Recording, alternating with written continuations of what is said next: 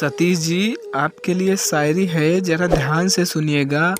हमने इस शायरी को बड़े ही प्यार से खास आपके लिए बनाया है। उम्मीद करता हूँ कि आप शायरी को पूरा सुनेंगे।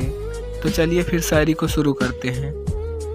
थोड़ा सा दिल उदास कर लिया करो, थोड़ा सा दिल उदास कर लिया करो, दोस्त से दूर होने का एहसास कर लिया करो।